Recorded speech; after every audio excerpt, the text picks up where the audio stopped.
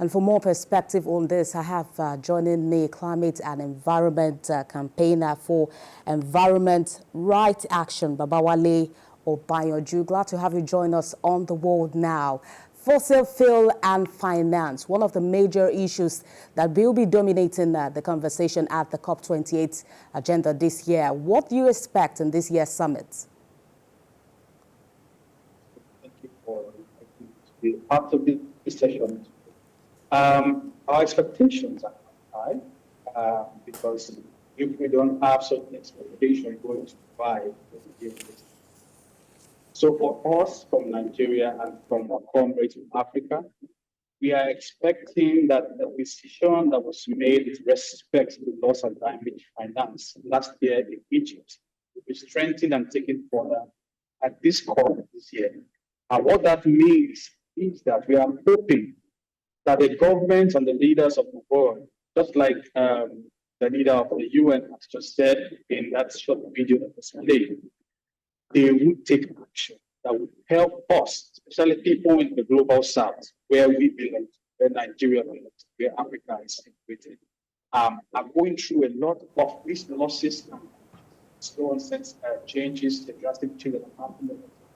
And many are not able to adapt to this change. So for us, our expectation is that at this COP this year, the government will put action to work to their words that they've spoken over the years, especially as it relates to loss and damage finance, and put into action a new funding mechanism or a new funding force that would address the issues around us. Africa has gone through. Absolutely, Mr. Obayanju. Well, there are speculations as to the credibility of the outcome of this year's summit based on the key players and especially the host of this year. What do you have to say about this? Yeah, so that's another big challenge because now you have just like the same we have here.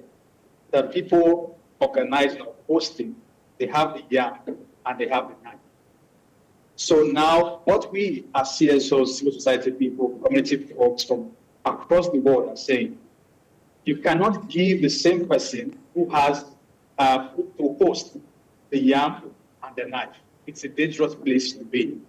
So for us, first, when we saw that the post or the presidency was given to someone from the fossil fuel industry, that for us was a red flag.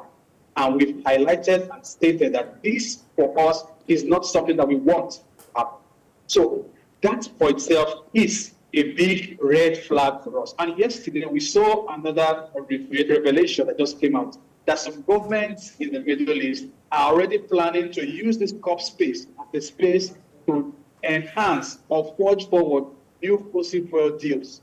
That will not help us, especially those of us in Africa, those of us in Nigeria, those of us in the global south, who are experiencing the highest impact of this climate change that is happening across the world.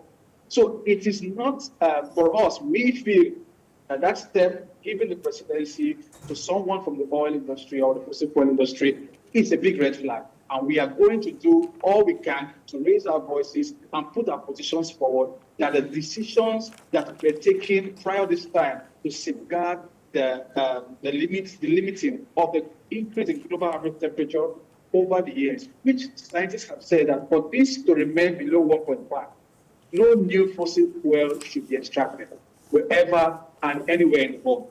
But with what we are seeing and the pillars we are hearing, we don't know how possible this would be this COP or the nearest future.